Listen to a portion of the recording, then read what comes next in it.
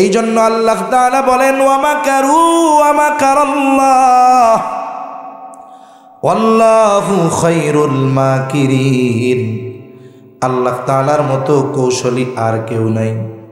একটু চিন্তা করেন, এই কাফেররা এই কৌশল করার আগে মক্কার বাহিরে কোনো মানুষ চিনত না, মুহাম্মদকে নামও জানত না। আল্লাহ তাআলা বলেন আমার হাবিবকে, মানুষদেরকে আমার হাবিবের থেকে তোরা দূরে সরায় রাখবি।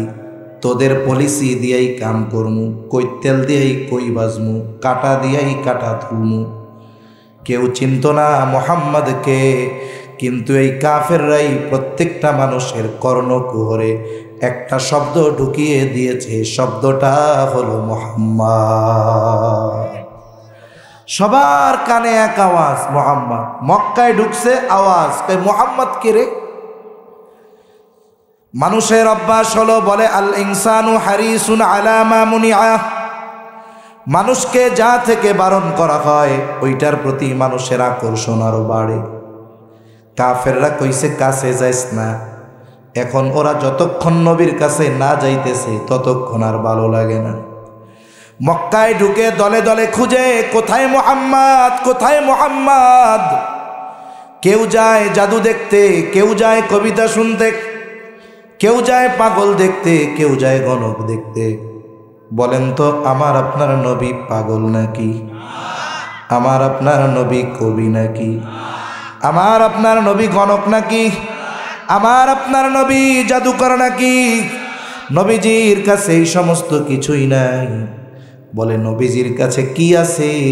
বলে নবীজির কাছে আছে কোরআনুল কারীম। আর কিছুই নাই নবীর কাছে। নবীর কাছে যে যায় নবী তারে কোরআন শোনায় দেয়। কি শোনায় দেয়? জোরে কোন? কোরআন শোনায় দেয় তাকে। আচ্ছা, এই যে শীতের সময়, বিশেষ করে শীতের সময় পৃথিবীর বিভিন্ন দেশের কারি সাহেবরা আমাদের বাংলাদেশে আসে। বাংলাদেশে এসে আমাদেরকে কোরআনুল কারীমের তিলাওয়াত শোনায়। অনেক কেরাত সম্মেলন হচ্ছে, আবারও ভবিষ্যতেও হইতে থাকবে। শীতের সময় পৃথিবীর বিভিন্ন প্রান্ত থেকে যখন কারি সাহেবরা আসে, ওই কেরাত মাহফিলগুলোয় কারীদের সুললিত কণ্ঠে তিলাওয়াত শোনার জন্য শুধু আলেম উলামায়ে কেরাম যায় না, অনেক এমন মানুষও যায় যারা কোরআন শরীফের এক লাইনও পড়তে পারে না। আছে না নাই? কোরআন তিলাওয়াত শুইনা মুগ্ধ হয়, আসে। আইসা আবার মোহতামিম সাহেবের কাছে অভিযোগও দেয়। কি অভিযোগ দেয়? কই হুজুর গেছিলাম গাজীপুর অমুক জায়গায় কেরাত মাহফিলে কেরাত শুনতে। হুজুর তেলাওয়াত তো যাই করে করে, কিন্তু একটা কারি সাহেবের মুখেও দাড়ি নাই। আছে না এরকম? অনেক দেশের কারি সাহেবরা আসতে না, একবারে কিচ্ছু নাই মুখে, শেভ করে। আছে না নাই? এরপরে কি বলে? বলে হুজুর দাড়ি নাই তাতে কি, কোরআন শরীফ যা পড়ে হুজুর, একবারে কলিজাটা মনে হয় টান দিয়া ছিঁড়া নিয়ে গেল। আইসা কয় কি কয় না? এখানে দুইটা বিষয়। একটা হলো প্রথম আইসা অভিযোগ দিল যে হুজুর একেবারে দাড়ি নাই। এর দ্বারা কি বোঝা গেল? যে তাদের দাড়ির প্রতি একটা আলাদা মহব্বত আছে, ঠিক না?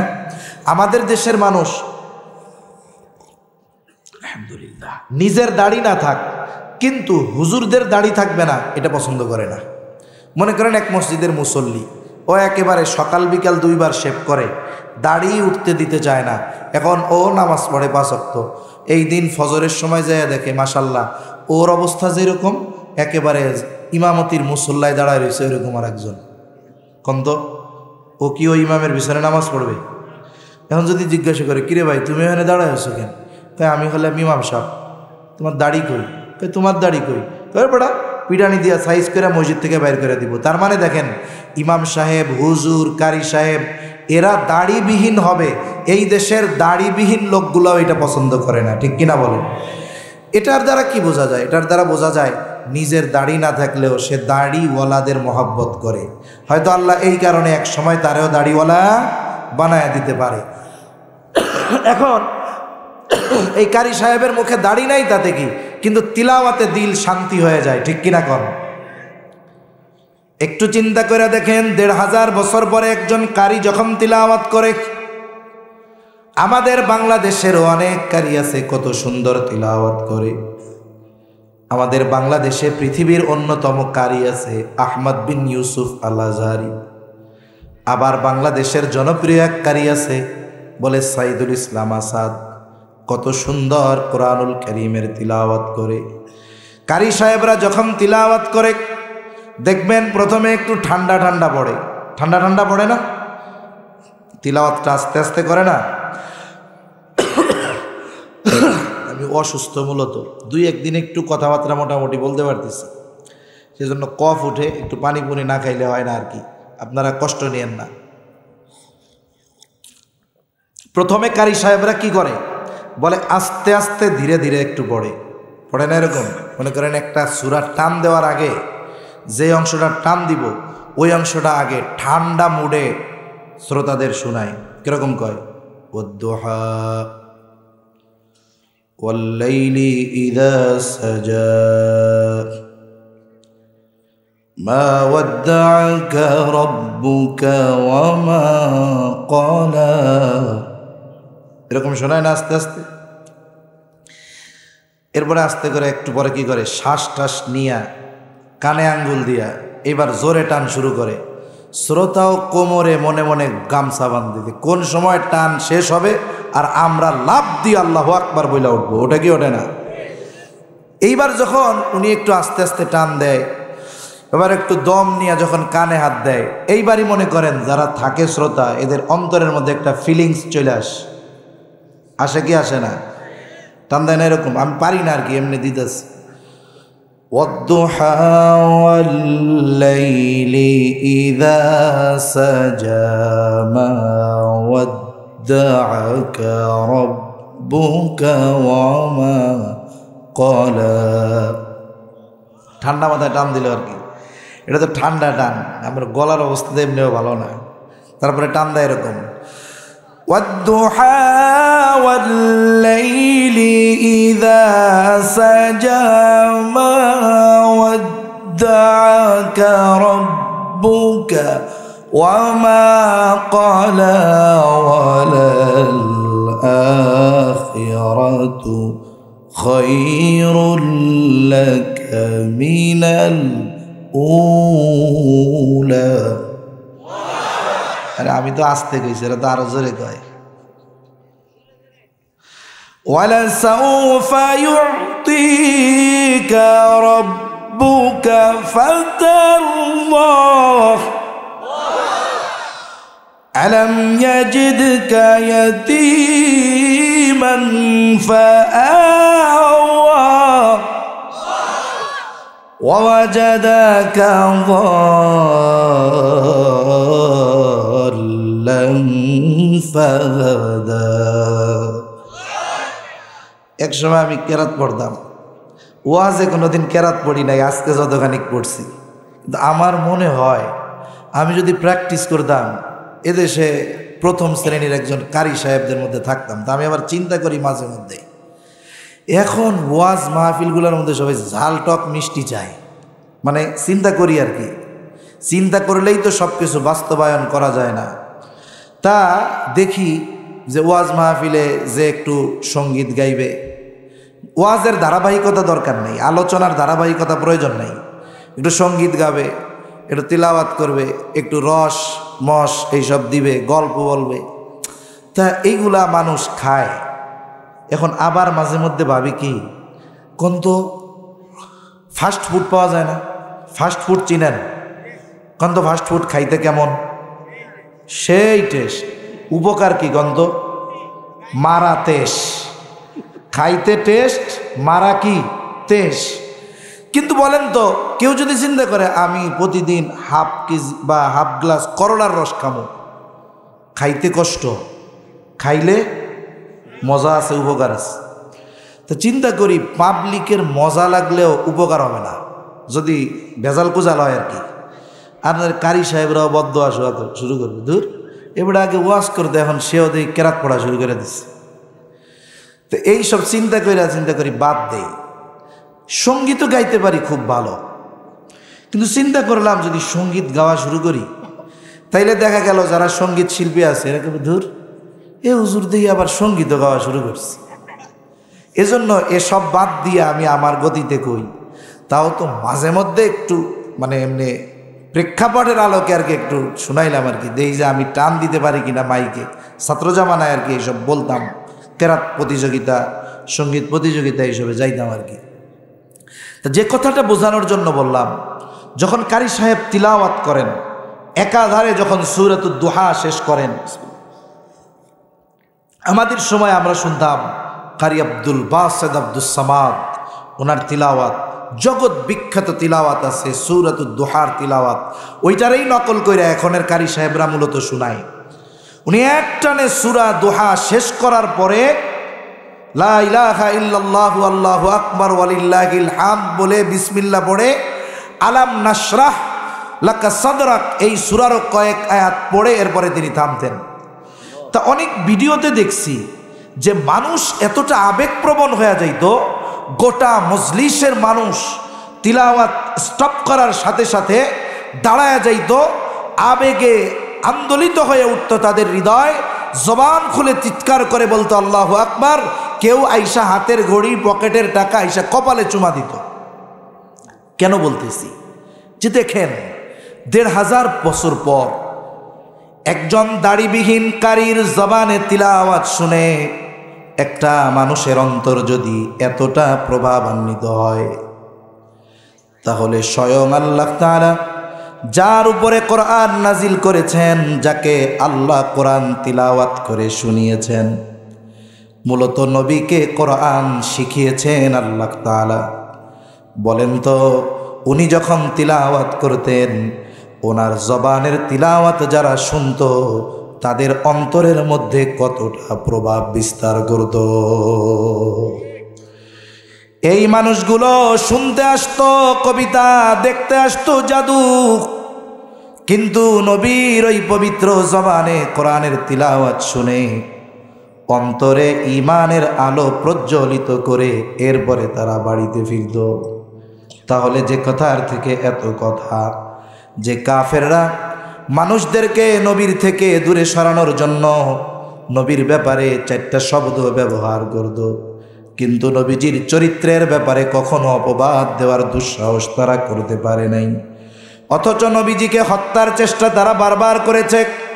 নবীজি নামাজে সেজদায় গিয়েছে, উটের নাড়ি ভুড়ি এনে চাপায় দিয়েছে, নবীজির গলার সাথে শক্ত করে কাপড় পেঁচায়া ধরছে যাতে শ্বাসরুদ্ধ হয়ে মারা যায়। আবার সকল গোত্র থেকে এক একজন প্রতিনিধি নিযুক্ত করেছে সম্মিলিতভাবে নবীজিকে হত্যা করার জন্য। তবুও নবীর চরিত্রের ব্যাপারে অপবাদ দেওয়ার দুঃসাহস তারা করতে পারে নাই। কিন্তু আফসোস লাগে, এই পৃথিবীর কাফেরদের চাইতে মুসলমানের ঘরে জন্ম নেওয়া কিছু নাস্তিক মনা ইসলাম বিদ্বেষী আমার আপনার নবীজির চরিত্রের ব্যাপারে অপবাদ দেওয়ার দুঃসাহস তারা করে। আদর্শহীন, উত্তম চরিত্রহীন একটা জাতি কখনো মাথা উঁচু করে দাঁড়াতে পারে না। এই যে আজকে রাত 12টার পর থেকেই ইংরেজি হিসাবে 16 তারিখ, এই 16 তারিখ আমাদের বিজয় দিবস, লাখো শহীদের আত্মত্যাগের বিনিময়ে পাওয়া এই স্বাধীনতা, এবং এই স্বাধীনতা অর্জনে যারা প্রাণ দিয়েছেন 98% মুসলমান, ঠিক কিনা বলেন? আফসোসের বিষয় দেখেন, আমরা মুসলিম হিসাবে আমাদের আদর্শ হওয়া উচিত ছিল যে আমরা তাদের এই আত্মত্যাগকে স্মরণ করব এমনভাবে যাতে এই মানুষগুলোর জন্য কল্যাণ হয়, উপকার হয়। কিন্তু অনেক জায়গায় আমরা দেখি যে অমক শহীদের স্মরণে কনসার্ট, গানের অনুষ্ঠান, ইসলামী সাংস্কৃতিক অনুষ্ঠান, এটার প্রয়োজন আছে। কারণ অপসংস্কৃতিকে রুখে দেওয়ার জন্য সুস্থ সংস্কৃতির দরকার আছে না নাই? এজন্য এই ধরনের ইসলামী সঙ্গীত অনুষ্ঠান বলেন, ইসলামী নাশিদ মাহফিল বলেন, এগুলো দরকার। কিন্তু উচিত ছিল কি, আজকে অনেক জায়গায় মাইকে দেখতেছি অলরেডি গান বাজা শুরু হয়ে গেছে শহীদদের স্মরণে। এই যে মানুষগুলো গান বাজাবে, এর দ্বারা বলেন তো একজন শহীদেরও ন্যূনতম কোনো উপকার হবে? মুসলিম হিসাবে আমাদের দরকার ছিল রাষ্ট্রীয়ভাবে এই ঘোষণা করা যে প্রত্যেকটা মসজিদে মাদ্রাসায় যাদের আত্মত্যাগের বিনিময়ে আজকে আমরা স্বাধীনতা পেয়েছি, যারা মুসলমান জীবন দিয়েছে, পুরুষ নারী শিশু বৃদ্ধ, তাদের জন্য আল্লাহ তাআলার কাছে দোয়া করা যে আল্লাহ যদি তাদের কোনো ভুল ভ্রান্তি থেকেও থাকে মাফ করে আপনি তাদের এই আত্মত্যাগকে কবুল আর মঞ্জুর করে নেন। 3 বার সূরা ইখলাস পড়া যদি তাদের জন্য দোয়া করা হইতো যে ফায়দা হইতো, আর এত অর্থ ব্যয় করে ফায়দার তো প্রশ্নই আসে না, বরং দেখা যাবে আরও গোনা হবে, ঠিক কিনা বলেন? এই জন্য আমাদের বোঝা উচিত যে কার কোনটাতে উপকার বেশি। অন্যরা যা করে করুক, আমরা আমাদের শহীদ ভাইদের জন্য দোয়া করি। ইমানদার শহীদ যারা, আল্লাহ তাআলা এদেরকে শাহাদাতের মর্যাদা দান করুক, জান্নাতে উচ্চ মাকাম দান করুক। মনে রাখতে হবে দেশপ্রেম এটা মুখ দিয়া সঙ্গীত, জাতীয় সঙ্গীত গাইলেই হয় না। দেশপ্রেম অনেক দুর্নীতিবাজ, চিটিংবাজ, রাষ্ট্রের টাকা মেরে খাওয়া জালেম শহীদ মিনারে ফুল দিয়ে আসে, নিজেদেরকে দেখায় যে আমরা বড় দেশপ্রেমিক, কিন্তু এইগুলাই দেশকে ধ্বংসের মূল কারিগর, ঠিক কিনা বলে?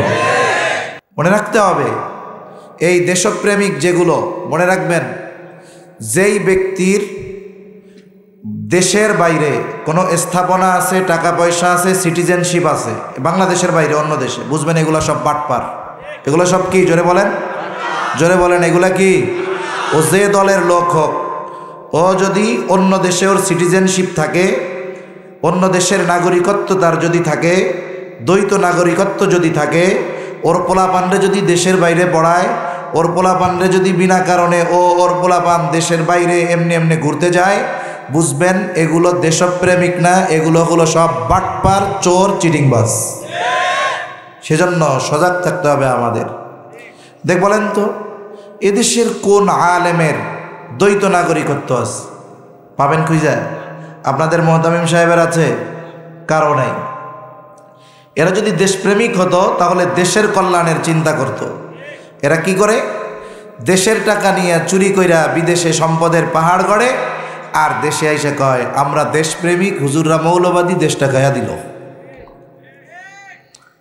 সেজন্য প্রকৃত দেশপ্রেমিক কারা? কারা বাস্তবে শহীদদের ভালোবাসে, কারা দেশকে মহব্বত করে, এটা তাদের কর্ম চিন্তাধারার দ্বারাই বাস্তবে নির্ধারণ করার দরকার ছিল, ঠিক কিনা বলেন? তো যাই হোক, আমরা তাদের জন্য দোয়া করব, আল্লাহ তাআলা যেন তাদের ভুলভ্রান্তি ক্ষমা করে, তাদেরকে শাহাদাতের মর্যাদা দান করে, জান্নাতে উচ্চ মাকাম দান করে। জবান খুলে বলি আমিন। তো সম্মানিত উপস্থিতি, রসুল আকরাম সাল্লাল্লাহু আলাইহি ওয়াসাল্লামের চারিত্রিক আদর্শ আমাদের জন্য গ্রহণ করা দরকার। রসুল সাল্লাল্লাহু আলাইহি ওয়াসাল্লামের আদর্শ এমন এক আদর্শ, যদি কোনো বেঈমান কাফের নবীজির চরিত্রের অনুসরণ করে তাহলে দুনিয়ার জগতে সে সফল হয়ে যাবে।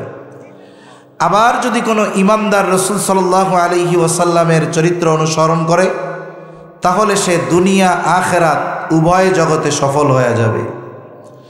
রাসূলুল্লাহ সাল্লাল্লাহু আলাইহি ওয়াসাল্লামের চরিত্র এত সুন্দর যে নবুয়তির পরেই যে আল্লাহ তাআলা নবীজির উত্তম চরিত্রের ঘোষণা দিয়েছেন বিষয়টা এমন নয়, বরং নবীজির নবুয়তির বহু আগে মক্কার কাফেররা আমার আপনার নবীজির চরিত্রে মুগ্ধ হয়ে নবীজির উপাধি তারা দিয়েছে আল আমিন, আস-সাদিক। আমার আপনার নবীজির চারিত্রিক বৈশিষ্ট্যগুলোর মধ্যে অন্যতম একটি বৈশিষ্ট্য হলো নবীজির নবুয়তির পরে আল্লাহ তাআলা যত কিছু হারাম করেছেন, শরীয়তে ইসলামে যত কিছু হারাম করা হয়েছে, এমন কোনো কাজ নবীজির দ্বারা নবুয়তির আগে কখনো সংগঠিত হয় নাই। নবুয়তির পরে অনেক জিনিস আছে নবুয়তির পর হারাম হয় নাই, অনেক পরে হারাম হয়েছে। যেমন মদ, নবুয়তির পর আল্লাহ তাআলা হারাম করেন নাই। মদ আল্লাহ তাআলা 4 ধাপে হারাম করছে। কয় ধাপে? 4 ধাপে। নবুয়তির পরেও অনেক সাহাবা ইকরাম মদ পান করতেন। কেন? বলে নবুয়তির পরপর মদ হারাম ঘোষণা করা হয় নাই। নবুয়তির পরে তো বহুদূর। আমার আপনার নবী নবুয়তির আগে কেউ একথা বলতে পারবে না কোনোদিন মদ পান করেছেন, তো এটাও বহুদূর। মদের মজলিসে বসেছেন, এটাও বহুদূর। মদ স্পর্শ করেছেন, এমনটাও নবীর ব্যাপারে কেউ বলতে পারবে না। আল্লাহ তাআলা নবুয়তির আগে ওই সমস্ত বিষয় থেকে নবীকে কেন হেফাজত করেছেন যে বিষয়গুলো নবুয়তির পরে হারাম করা হয়েছে? কেন? অনেক কারণের একটি কারণ হলো, আমাদের সমাজে অনেক মানুষ আছে যে মানুষগুলো জীবনের একটা পর্যায়ে খুব খারাপ ছিল, কিন্তু ওই লোকটা আলহামদুলিল্লাহ দেখা যায় ওই লোকটা দাওয়াত ও তাবলীগে গিয়ে ভালো হয়ে গেছে। হতে পারে কি পারে না? লোকটা এক সময় নামাজ কালাম পড়তো না, মদ পান করতো, যুবক ইফটিজিং করতো, কিন্তু দিলের একটু পরিবর্তন হয়েছে। দাওয়াত ও তাবলীগের মেহনতে সময় লাগাইছে 4 মাস। এখন এমন ভালো হয়েছে যে 4 মাস আগে গেছিল দাড়ি ছাড়া, আসছে লম্বা দাড়ি নিয়া। গেছিল শর্ট জামা গায়ে দিয়া, আসছে লম্বা জামা গায়ে দিয়ে। গেছিল খালি মাথায়, আসছে পাগড়ি লাগায়া। বলেন তো 4 মাস আগে তার যে অবস্থা ছিল 4 মাস পরে সেই অবস্থা থাকবে?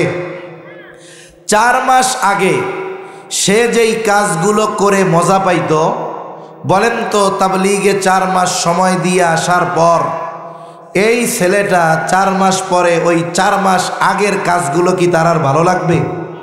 আর ভালো লাগবে না। বরং ওই কাজগুলো যদি কেউকে করতে দেখে তার আরও খারাপ লাগবে। মনে করেন ছেলেটা 4 মাস পরে বাড়িতে আসছে, আসার পরে সে দেখতেছে নামাজের জন্য মসজিদে যায়, মসজিদ দোকান পাড়ি দিয়ে যাইতে হয়। এখন দেখে বাজারে দোকানের মধ্যে যেই দোকানে সে আড্ডা মারত, বিড়ি সিগারেট খাইত, বৈশা বৈশা ইফটিজিং করত, দোকানটার দিকে তাকায় দেখে সব কিছু আছে, শুধু সে নাই। তার দিলের মধ্যে একটা চিন্তা আসছে, হারে, কারণ আগে যে কাজ করতে তার ভালো লাগতো এখন সেই কাজ কাউকে করতে দেখলেও তার ভালো লাগে না। সে মনে মনে চিন্তা করে, আহারে, এই মানুষগুলোর সাথে জীবনে কত সময় কাটাইলাম। আল্লাহ তাআলার রহমতে আল্লাহ তাআলা আমাকে দ্বীনের পথে চলার সুযোগ যেহেতু দিয়েছেন, আমি একা কেন? এই মানুষগুলোকেও আমি চাই যে এরাও দ্বীনের পথে আসুক, এরাও মসজিদে যাক, নামাজি হোক। এই চিন্তা করে দোকানের সামনে দাঁড়িয়ে ও একটু ওয়াজ শুরু করছে। দোকানের সামনে দাঁড়িয়ে বলতেছে, ভাইয়েরা, বন্ধুরা, চাচারা, আল্লাহ তাআলা এ দুনিয়ায় আমাদেরকে খুব অল্প হায়াত দিয়ে পাঠিয়েছেন। হায়াত অল্প, তবে দাম অনেক বেশি। এই অল্প হায়াত কাজে লাগিয়ে কেউ অনন্তকালের জান্নাতের মালিক হবে, আবার কেউ এই অল্প হায়াতে ভোগবিলাস করে যা মন চায় তা করে জান্নাত হারিয়ে অনন্তকাল জাহান্নামের বাসিন্দা হবে। তা দেখেন, মৃত্যু তো যে কোনো সময় চলে আসতে পারে। আমরা তো ইমানদার, আল্লাহর নাফরমানি না কইরা আসেন, নামাজের সময় হয়েছে, আমরা সবাই নামাজে যাই। কথাগুলো কি ভালো না মন্দ? জোরে বলেন, ভালো না মন্দ? কিন্তু এই ভালো কথা কি সবার কাছে ভালো লাগবে নাকি? 2 গ্রুপ হয়ে যাবে। এক গ্রুপ বলবে হ্যাঁ কথা ঠিক, আর এক গ্রুপ মুখ একটা বেংসি মাইরা বলবে, ওরে বাবা, 2 দিনের বৈরাগী ভাতরে কয় অন্ন। 6 মাস আগে তোমার বিড়ি টানার ঠেলায় টেকা যায় নাই, আর এখন তুমি বুজুর্গ হইছো। আল্লাহ তোমারে হেদায়েত দিছে, আমাকেও যখন চাইব তখন হেদায়েত দিব, তুমি তোমার পথ মাপো। এত কথা কইও না। এখন আমরা যা করতেছি 5 মাস আগে তুমিও করছো, তুমি ভালো হইছো, আল্লাহ চাইলে আমরাও ভালো হয়ে যাবো, যাও। এরকম বলার লোক আছে না নাই? আরে আল্লাহ তাআলা চান না যে আমার আপনার নবী দাওয়াত দিবে যে এই মদ হারাম, আর কেউ নবীর উপরে এই কথা বলবে, মুহাম্মদ তুমিও তো কয়দিন আগে মদ পান করছিলা। নবী বলবে গানবাদ্য হারাম, বাদ্যযন্ত্র বাজানো যাবে না, কেউ যেন না বলতে পারে তুমিও তো কয়দিন আগে বাদ্যযন্ত্রের মজলিসে বসছিলা। তার মানে আল্লাহ তাআলা ইসলামে যত কিছু হারাম করেছেন, হোক সেটা কোরআনুল কারীমে, হোক সেটা নবীজির মাধ্যমে, কোনো ধরনের এই নিষিদ্ধ কোনো কাজ নবুয়তির আগে আমার আপনার নবীর দ্বারা আল্লাহ সংগঠিত হতে দেন নাই। হেফাজত করছেন কেমনে আল্লাহ তাআলা আমার আপনার নবীকে? নবীজি বলেন, আমি তখন বালক, মক্কার মধ্যে বড় একটা বিবাহ অনুষ্ঠান, সবার দাওয়াত দিছে। মনে করেন অনেক সময় হয় না, গ্রামের সবচাইতে সম্ভ্রান্ত প্রভাবশালী ব্যক্তির বাড়িতে অনুষ্ঠান, গ্রামের সবাইরে দাওয়াত দিছে। ওই রকম মক্কায় এক প্রভাবশালীর ব্যক্তির বাড়ির বিয়ার অনুষ্ঠান, মক্কার সবাইকে দাওয়াত দিয়েছে। দাওয়াত রাতের বেলা খাবার দাবারের পরে মূল আকর্ষণ হলো সারা রাত ব্যাপী নাচ গানের অনুষ্ঠান হবে। সারা রাত ব্যাপী নাচ গানের অনুষ্ঠান হবে মূল আকর্ষণ। সবাই প্রস্তুতি নিয়ে গেছে। খাবার দাবারের পর সবাই অপেক্ষা করতেছে কোন সময় ডাক আসবে নাচ গানের অনুষ্ঠানের। ইতিমধ্যে একজন ঘোষণাকারী ঘোষণা করতেছে, এই তাড়াতাড়ি ওই জায়গায় তোমরা সবাই জড়ো হও, ওইখানেই আমাদের মূল আকর্ষণ নাচ গানের অনুষ্ঠান শুরু হবে। ঘোষণা দিতে দেরি, দৌড়িয়ে লোকজন হুড়মুড় করে কে কার আগে গিয়ে বসতে পারে এই চিন্তা করতেছে, কারণ আগে বসলেই তো ভালো মতো দেখা যাবে, শোনা যাবে, ঠিক কিনা বলেন?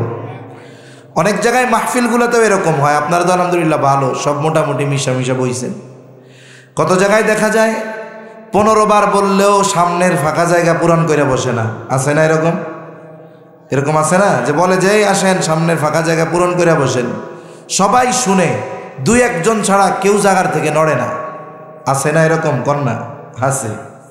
তা আমি মাঝে মধ্যে চিন্তা করি যে হুজুররা ওয়াজ করতেছে, করবে, আমরাও কিছু কথা বলবো, যেই মানুষগুলারে 15 বার কইয়া 3 হাত পেছন থেকে 3 হাত সামনে আনা যায় না, এই হুজুর এই লোকগুলারে ওয়াজ কইরা কি সুদ ছাড়ানো যাবে, ঘুষ ছাড়ানো যাবে, বেপরদাগিরি ছাড়ানো যাবে? যেই হুজুর 15 বার কইল যে একটু পিছনের তে সামনে আসেন, এই হুজুরের কথায় 3 হাত সামনে আসে না, আর সে সুদ ছেড়া দিব, ঘুষ ছেড়া দিব? এটা আমি মাঝে মধ্যে চিন্তা করি আর কি। সেই চিন্তাটা আপনাদের সাথে একটু শেয়ার করলাম। তো সবাই দৌড় শুরু করছে, কে কার আগে গিয়ে বসবে আর কাছের থেকে নাচ গান উপভোগ করবে। নবীজির সাথে যারা ছিল, নবীজি তো বালক, ছোট মানুষ তখনও, ওরা বলতেছে, মুহাম্মদ তাড়াতাড়ি চলো, তাড়াতাড়ি চলো, আগে না গেলে দেখতে পারবো না, শুনতে পারবো না। নবীজি বলে, ওরা তো আমারে ডাকতেছে, কিন্তু আমার গোটা দেহ ঘুমে অবশ হয়ে আসতেছে, 2 চোখ জুড়ে ঘুম চলে আসতেছে। তা আমার এই অবস্থা দেখে ওরা আমাকে রেখে ওরা চলে গেছে, ওরা নাচ গান শুনতে চলে গেছে অনুষ্ঠানে। নবীজি বলেন, আমার 2 চোখ জুড়ে ঘুম, আমি প্রচণ্ড ক্লান্ত, আমি গিয়ে বাড়ির এক পাশে ঘুমায় পড়লাম, শুয়ে পড়লাম। প্রচণ্ড ঘুম, আমার কোনো খবর নাই। সারা রাত পার হয়ে গেছে, সূর্য উঠে গেছে, তখন পর্যন্ত আমার ঘুম ভাঙে নাই। যখন সূর্যের আলো আমার চোখের উপরে পড়েছে, আমার ঘুমটা ভেঙে গেল। আমি ঘুম থেকে উঠে দেখি কোথাও কেউ নাই। সাথে সাথে সারা রাত এই বাড়িতে কি হয়েছে তার কোনো আওয়াজ পর্যন্ত আমার কানে প্রবেশ করে নাই। হয়তো নবীজি যদি ওই গানের অনুষ্ঠানে থাকতেন, যখন নবীজি বলতেন এই ধরনের বাদ্যযন্ত্র বাজানো হারাম, হয়তো তখন কাফেররা বলতো, মুহাম্মদ তুমিও তো এক সময় এমনটা শুনেছ। এই কথা বলার সুযোগ পর্যন্ত কাফেরদেরকে আল্লাহ তাআলা দেন নাই। এই জন্য এটা ভাবার সুযোগ নাই যে নবী উত্তম চরিত্রের অধিকারী নবুয়তির পরে হয়েছেন, বরং আমার আপনার নবীর চরিত্র নবুয়তির আগেও যেমন পরেও তেমন। তবে তফাৎটা কি, একটা উদাহরণ দিলে বুঝতে সহজ হবে। মনে করেন আপনি সৌদি আরব থেকে একটা স্বর্ণের বার আনছেন। বার চিনেন? স্বর্ণের চিনেননি? জোরে মুখ দিয়া কন, চিনেন? আমরা না চিন্না থাকতে পারি, আমাদের দেশে স্বর্ণের খনি নাই ঠিক, কিন্তু শাহজালাল বিমানবন্দর আছে। একেবারে পেটের মধ্যে খাইয়া স্বর্ণ নিয়ে আসে, পায়খানা করাইয়া বাইর করাইতে হয়। আপনি একটা স্বর্ণের বার এনেছেন, 10 বছর আগে ওই স্বর্ণের বারটা এনে ঘরের মধ্যে রেখে দিলেন। এই 10 বছর ঘরের মধ্যে পড়ে থাকার কারণে 10 বছর পর ওটা যখন বের করবেন আগের মতো উজ্জ্বলতা থাকবে না। ওইটাকে মনে হবে তামা, পিতল, কাঁসার মতো মনে হবে, কারণ উজ্জ্বলতা হারিয়ে গেছে। বলেন তো, স্বর্ণের উজ্জ্বলতা চলে যাক, কিন্তু তার দাম কি কমে যাবে নাকি? কিছু জিনিস আছে তার দাম কখনো কমে না। এই জন্য অ্যাসেট বলা হয়, মূল সম্পদ হলো স্বর্ণ। আজ থেকে 1000 টাকার মান 6 মাস আগে যা ছিল, 6 বছর আগে যা ছিল, ওই পরিমাণ স্বর্ণ যদি 1000 টাকার 6 মাস আগে কিনে রাখা হইতো, ঠিকই স্বর্ণের দাম ঠিক থাকতো। কিন্তু 1000 টাকার মান সময় গেছে আর কমে গেছে, ঠিক কিনা কন? এই জন্য টাকা কাগজের মান কমে, স্বর্ণের মান দাম কমে না। কারণ আন্তর্জাতিক বাজারে মুদ্রার মান নির্ভর করে স্বর্ণের দামের উপরে।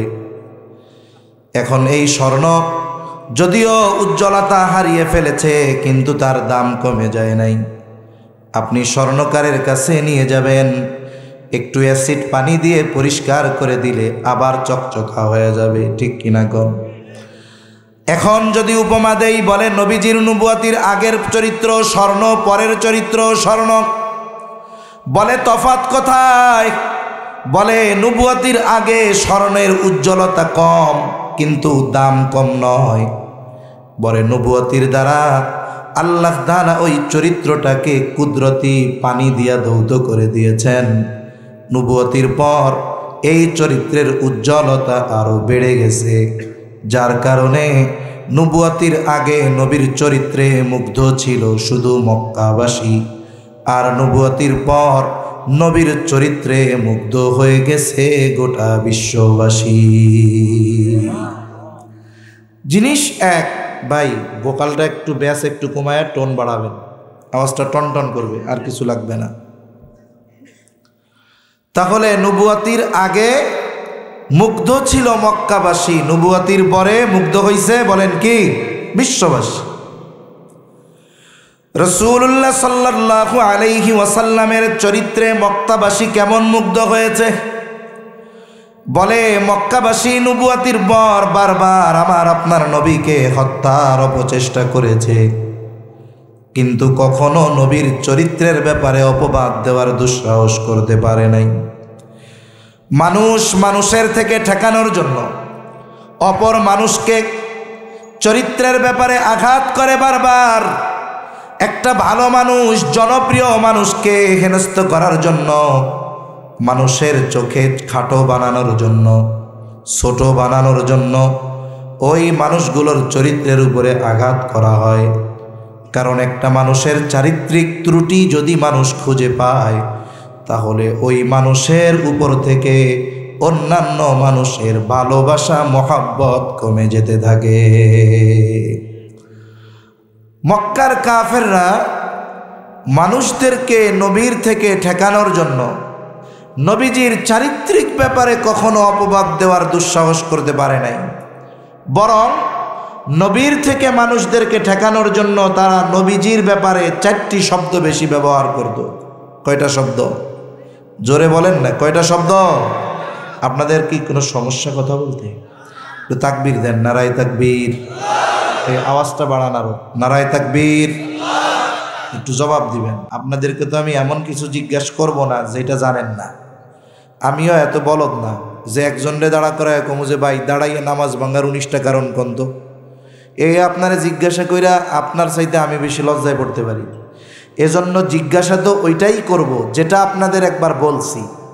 এখন আবার বলতে পারেন হুজুর যেটা বললেন সেটা আবার জিজ্ঞাসা করার দরকার কি? জিজ্ঞাসা করতে এই কারণে করব যে আপনারা অ্যাটেনশন আছেন কিনা, আপনাদের মনোযোগ আছে কিনা এটা দেখার জন্য। কিন্তু আপনারা যদি মুখ বন্ধ করে বসে থাকেন, কোন জেলার মানুষের মতো কইলাম না, বাংলাদেশে অনেক জেলা আছে যেসব জায়গায় ওয়াজ করতে গেলে মানুষজন অনেক, কিন্তু মনে হবে গোরস্থানে ওয়াজ করতেছি, কথাই কইতে চায় না, এইরকম বইয়া দেয়। তা আপনারা তো এক জায়গার লোক হবেন না, বিভিন্ন জায়গার লোক, ঠিক না? এজন্য সব ধরনের গুণে গুণান্বিত থাকবেন আপনারা, কিন্তু আপনাকে ভাবে মনে হইতেছে আপনারা বেশিরভাগ এই জেলার লোক। তাইলে না, এটা তো কওয়া যাইব না। এই যে ক্যামেরা চলতেছে না, এটা কওয়া যাইব? এইগুলো না থাকলে আমি কইতাম। তাহলে কাফেররা মানুষদেরকে নবীর থেকে ঠেকানোর জন্য কয়টা শব্দ ব্যবহার করতো নবীর ব্যাপারে? 4টা। নবীজি নবুয়ত পাওয়ার পরে গোপনে দাওয়াত দিয়েছেন 3 বছর। কয় বছর? 3 বছর। 3 বছর নবী গোপনে দাওয়াত দেবার পর আল্লাহ তাআলা ওহী নাজিল করে জানায়া দিলেন, ওয়া আনযির আশীরাতাকাল আকরাবিন। আল্লাহ রাব্বুল আলামিন বলেন, আর গোপনে দাওয়াত হবে না, আপনি আপনার পাড়া প্রতিবেশী আত্মীয় স্বজন যারা আছে তাদের সকলকে আপনি সতর্ক করেন, প্রকাশ্যভাবে সতর্ক করেন। নবীজি চাইলেন নবীজির এই দাওয়াত একত্রে নবীজি সকলের কাছে পৌঁছায়া দিবেন। তবে কেমনে? এখন তো আধুনিক জামানা, কেউ যদি চায় যে আমি আমার অবস্থাটা আমার বন্ধুদের সবাইকে জানায়া দিব, ফেসবুকের মধ্যে যদি একটা স্ট্যাটাস দিয়া দেয়, অন্যান্য বন্ধু তার সাথে যারা অ্যাড আছে, বলেন তো সবাই তার খবর জানতে পারে কি পারে না? সবাই তার খবর মুহূর্তের ভিতরে যায় না যায়? নবীজি চিন্তা করলেন সবার কাছে কেমনে এই দাওয়াত পৌঁছানো যায়। মক্কায় একটা পাহাড় আছে, নাম হলো আবু কুবাইস পাহাড়। এই পাহাড়ের একটা তাৎপর্য মক্কাবাসীর কাছে ছিল। যদি কোনো ব্যক্তি, হোক সে আরবি হোক সে অনারবি, হোক সে দরিদ্র হোক সে ধনী, হোক বা পরিচিত হোক অপরিচিত, যে কোনো ব্যক্তি যদি ওই আবু কুবাইস পাহাড়ের উপরে উঠে মক্কাবাসীর কাছে কোনো বিষয়ে সাহায্য চাইত, মক্কাবাসী ব্যক্তির দিকে খেয়াল না করে ওই পাহাড়ের উপরে যেই উঠে সাহায্য চাইত, মক্কাবাসী তার সাহায্যার্থে ছুটে আসত, তার ডাকে তার কাছে ছুটে আসত। আমার আপনার নবী চিন্তা করলেন তিনি দাঁড়ায় যাবেন আবু কুবাইস পাহাড়ে। নবীজি উঠে গেলেন আবু কুবাইস পাহাড়ে। আর এক বর্ণনায় আসছে নবীজি উঠলেন সাফা পাহাড়ে। বিষয়টা মূলত এক, কারণ সাফা পাহাড়টাও আবু কুবাইস পাহাড়েরই একটা অংশ, এই জন্য বিষয় এক। বর্ণনায় শব্দ যদিও 2 রকম থাকে, এর মধ্যে কোনো মুখালাফাত নাই, দুটোই একই জিনিস। নবীজি উঠলেন সাফা পাহাড় বা আবু কুবাইস পাহাড়ে, আহ্বান করলেন, মক্কাবাসীকে ডাকলেন।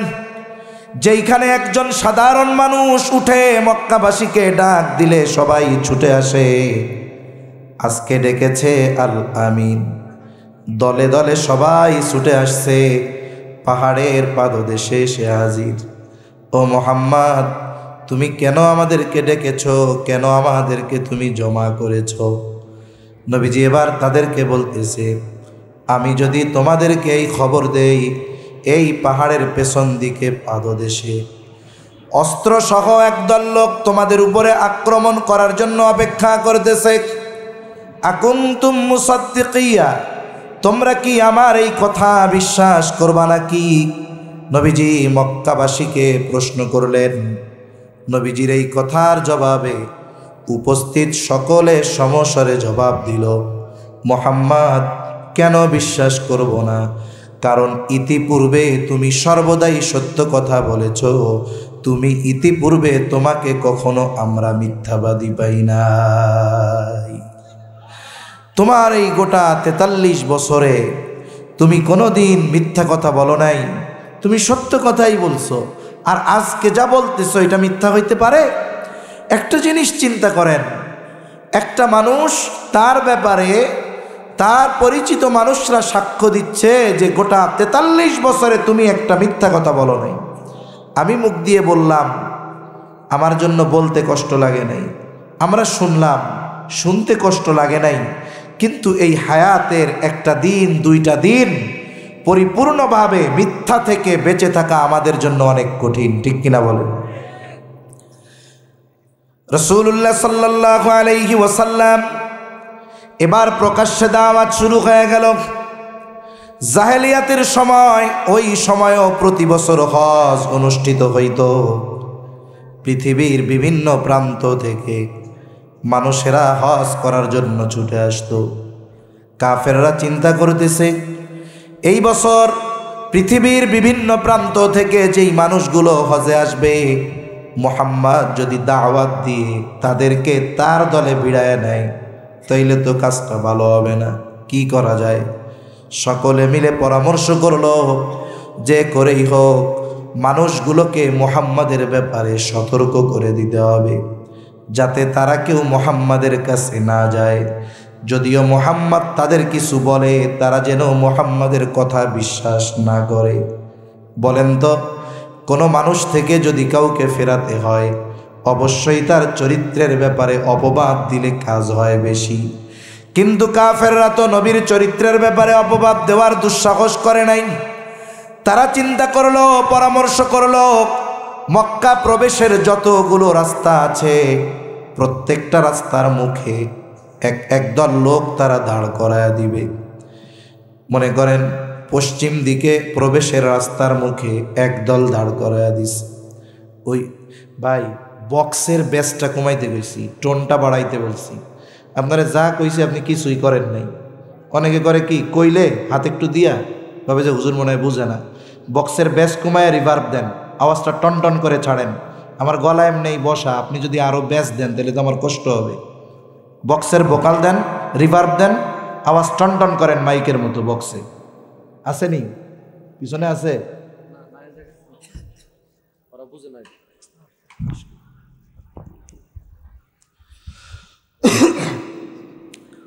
তাহলে মক্কা প্রবেশের পশ্চিম দিকের রাস্তার মুখ, এদিকে খেয়াল করেন।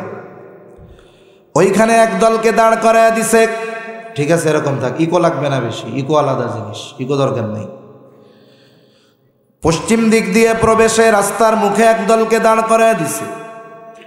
ওই পথে যেই মানুষগুলাই আসে, তারা উপস্থিত মানুষগুলোকে সতর্ক করে দিয়ে বলে, শোনো, মক্কায় একজন লোক আছে, তার নাম হলো মুহাম্মদ। খবরদার, লোকটা কিন্তু পাগল, তোমরা তার দ্বারের কাছেও যাবা না। দক্ষিণ দিকে প্রবেশের রাস্তার মুখে একদলকে দাঁড় করায় দিছে। ওই পথে যত মানুষ মক্কায় আসতেছে, ওখানে ঘোষণাকারী ঘোষণা করে দেয়, শোনো, মক্কায় একজন লোক আছে, তার নাম হলো মুহাম্মদ। সে কিন্তু একজন গণক, তোমরা কেউ তার দ্বারের কাছে যাবা না। পূর্ব দিক দিয়ে রাস্তার প্রবেশ মুখে একদলকে দাঁড় করায় দিছে। ওই পথে যারাই আসে ঘোষণা করে জানায় দেয়, শোনো, মক্কা একজন লোক আছে, তার নাম হলো মুহাম্মদ। সে কিন্তু একজন কবি, তোমরা তার দ্বারের কাছে যাবা না। উত্তর দিকে রাস্তার মুখে একদল লোক দাঁড় করায় দিয়েছে। বলে, যারাই আসে ঘোষণা করে জানায় দেয় যে, শোনো, মক্কা একজন লোক আছে, তার নাম হলো মুহাম্মদ। খবরদার, সে কিন্তু জাদুকর, তোমরা কেউ তার দ্বারের কাছে যাবা না। তাহলে মক্কার কাফেররা মানুষদেরকে নবীর থেকে ঠেকানোর জন্য কয়টা শব্দ ব্যবহার করতো? জোরে বলেন। তারা বলতো মুহাম্মদ জাদুকর, তারা বলতো মুহাম্মদ কবি, তারা বলতো মুহাম্মদ গণক, তারা বলতো মুহাম্মদ পাগল। এই কথা বলে মানুষদেরকে নবীর থেকে ঠেকানোর চেষ্টা করত। কিন্তু এই চারটি বিষয় কোনো মানুষের চারিত্রিক ত্রুটির কারণ হতে পারে না। এইবার মক্কায় মানুষেরা দলে দলে প্রবেশ করেছে। আল্লাহর সিস্টেম কত সুন্দর! হায়রে, ষড়যন্ত্রকারীরা যতই ষড়যন্ত্র করুক, বলেন তো আল্লাহর কৌশলের সামনে ষড়যন্ত্রকারীদের কোনো ষড়যন্ত্রর অস্তিত্ব থাকে নাকি? এই জন্য আল্লাহ তাআলা বলেন, ওয়া মাকারু ওয়া মাকারাল্লাহ ওয়াল্লাহু খায়রুল মাকিরিন। আল্লাহ তাআলার মতো কৌশলী আর কেউ নাই। একটু চিন্তা করেন, এই কাফেররা এই কৌশল করার আগে মক্কার বাহিরে কোনো মানুষ চিনত না মুহাম্মদকে, নামও জানতো না। আল্লাহ তাআলা বলেন, আমার হাবিবকে, মানুষদেরকে আমার হাবিবের থেকে তোরা দূরে সরায় রাখবি। তোদের পলিসি দিয়েই কাম করমু, কই তেল দিয়েই কই বাজমু, কাটা দিয়েই কাটা তুলমু। কেউ চিনত না মুহাম্মদকে, কিন্তু এই কাফেররাই প্রত্যেকটা মানুষের কর্ণকুহরে একটা শব্দ ঢুকিয়ে দিয়েছে, শব্দটা হলো মুহাম্মদ। সবার কানে এক আওয়াজ, মুহাম্মদ। মক্কায় ঢুকছে আওয়াজ, মুহাম্মদ কে রে? মানুষের অভ্যাস হলো, বলে আল ইনসানু হারিসুন আলা মা মুনিআ। মানুষকে যা থেকে বারণ করা হয় ওইটার প্রতি মানুষের আকর্ষণ আরো বাড়ে। কাফেররা কইছে কাছে যাইস না। এখন ওরা যতক্ষণ নবীর কাছে না যাইতেছে ততক্ষণ আর ভালো লাগে না।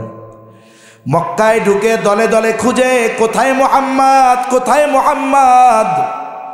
কেউ যায় জাদু দেখতে, কেউ যায় কবিতা শুনতে, কেউ যায় পাগল দেখতে, কেউ যায় গণক দেখতে। বলেন তো, আমার আপনার নবী পাগল নাকি? আমার আপনার নবী কবি নাকি?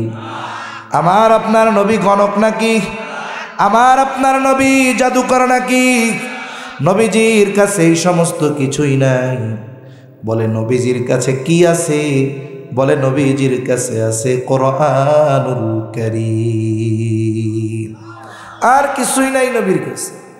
নবীর কাছে যে যায়, নবী তারে কোরআন শোনায় দেয়। কি শোনায় দেয়? জোরে কোন? কোরআন শোনায় দেয় তাকে।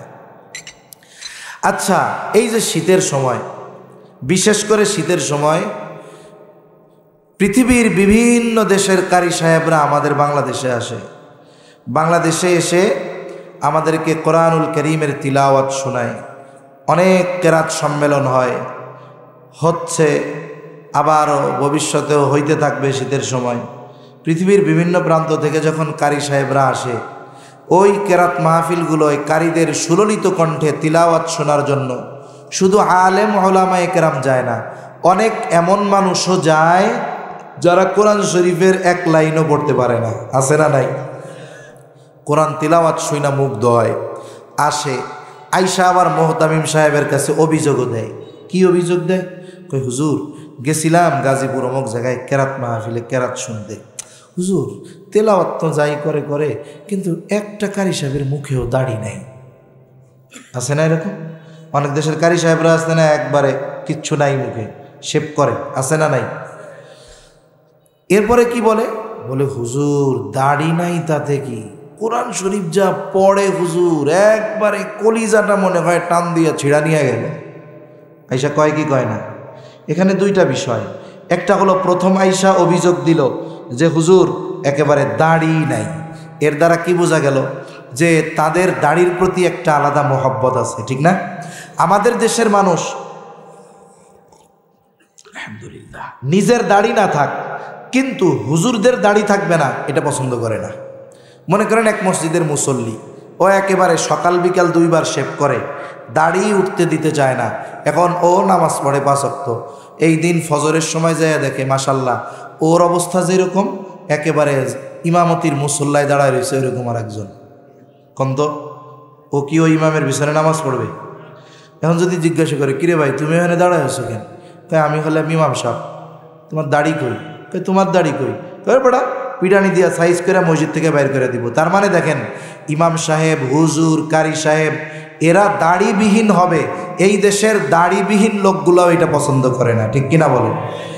এটার দ্বারা কি বোঝা যায়? এটার দ্বারা বোঝা যায় নিজের দাড়ি না থাকলেও সে দাড়িওয়ালাদের মহব্বত করে।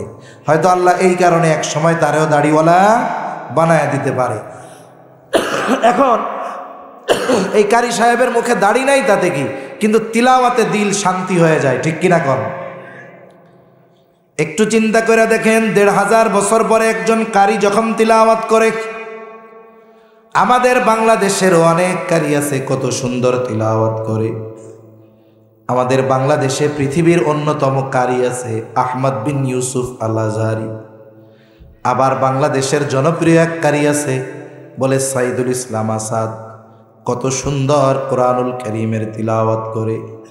কারি সাহেবরা যখন তিলাওয়াত করে দেখবেন প্রথমে একটু ঠান্ডা ঠান্ডা পড়ে, ঠান্ডা ঠান্ডা পড়ে না, তিলাওয়াতটা আস্তে আস্তে করে না।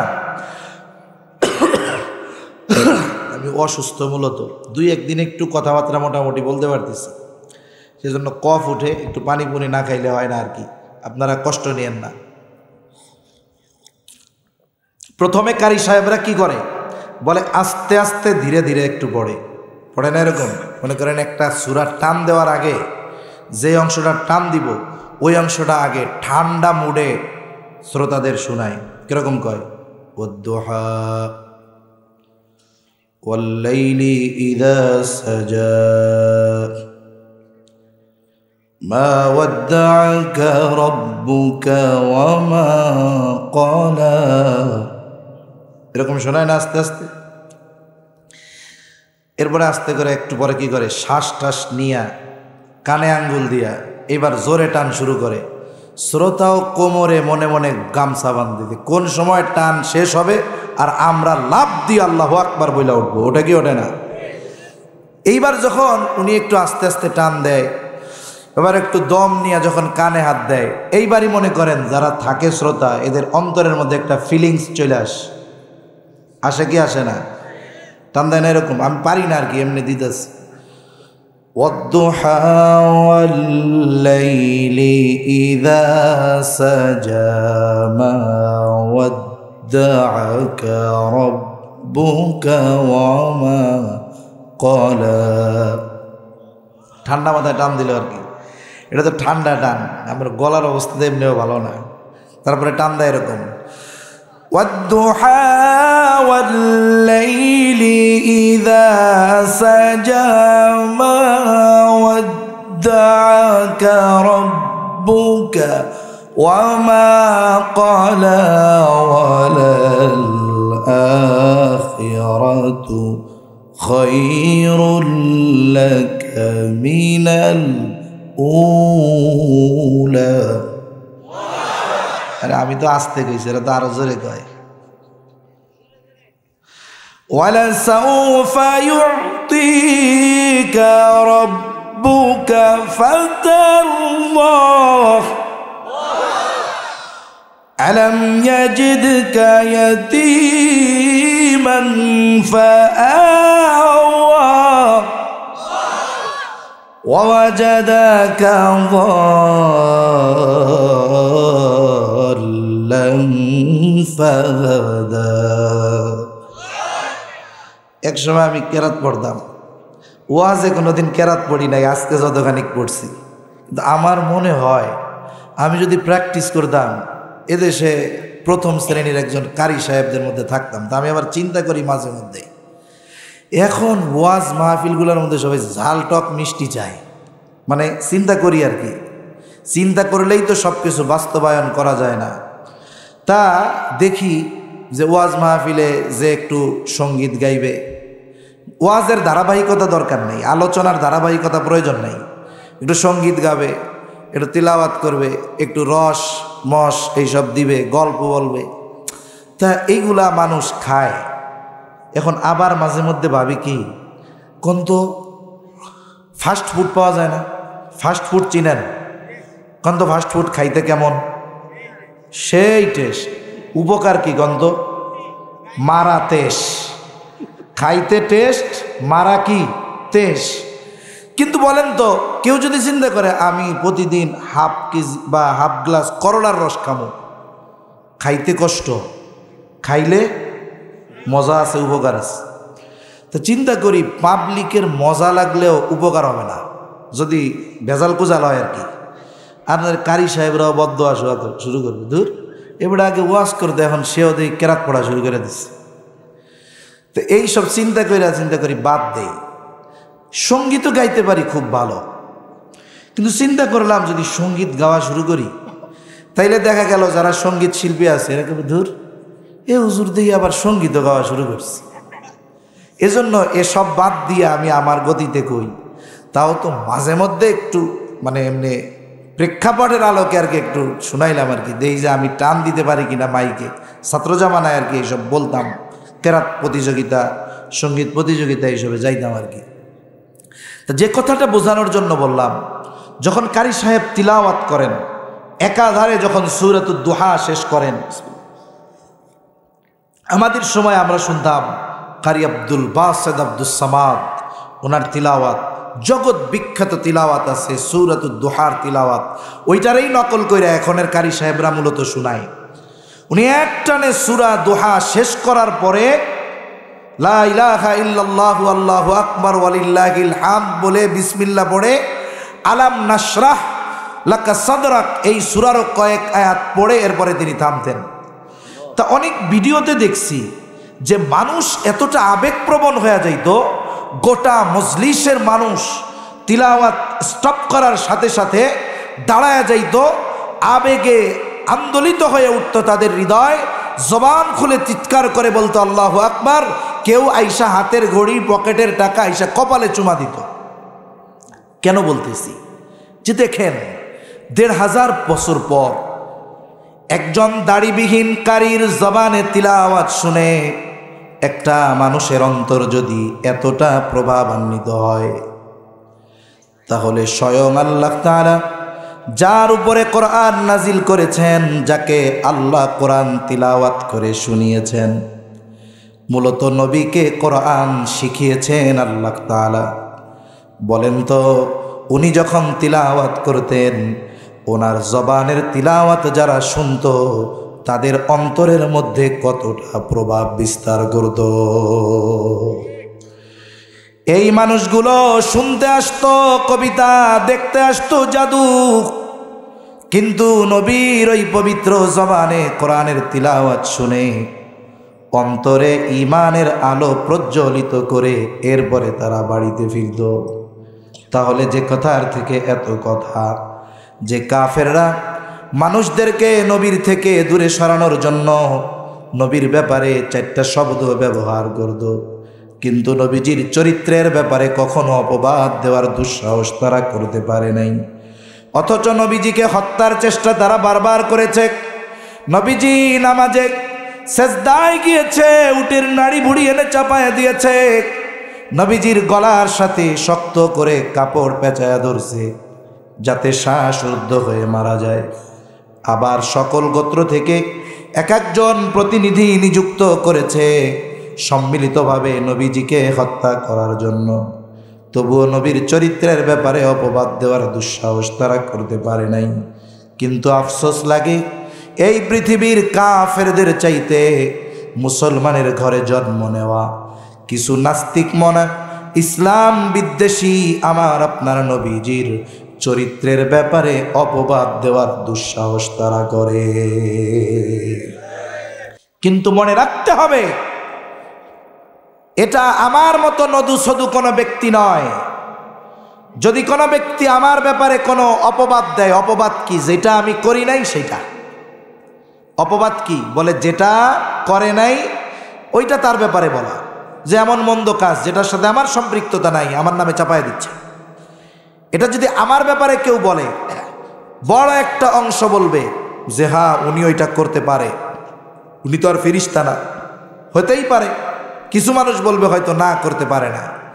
কিন্তু যাদের অন্তরে এটা হবে যে না উনি এই কাজটা করতে পারে, বলেন তো তাদের অন্তরে আমার প্রতি আগে যে মহাব্বত ছিল, এই অপবাদ শোনার পরে মহাব্বত কমবে না বাড়বে? কমবে।